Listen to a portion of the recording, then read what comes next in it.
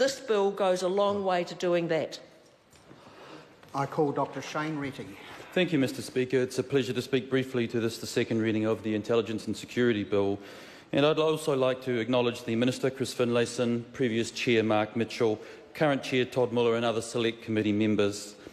As is always the case, this bill has been enhanced by the public submissions process, and I want to acknowledge all those who submitted and officials who helped us make our way through the information. I want to particularly focus on oversight provisions in the bill. At a high level, a good oversight framework would have many levels, many layers, and I want to briefly describe 5 domains and how this bill addresses each one. The first is the requirement for independent or judicial approval to issue intelligence warrants. This is effected by joint issuing by the Attorney-General and Commissioner of Intelligence warrants. Number 2, independent review of the execution of warrants. The Inspector-General has a specific mandate to review conduct in applying for a warrant. 3, robust and independent complaints and investigative functions.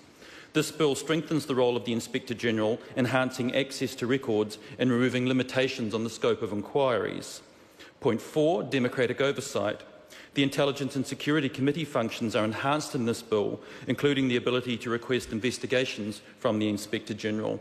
And the 5th point is transparent application of freedom of information and privacy laws, and this bill makes agencies accountable to more privacy principles in the Privacy Act.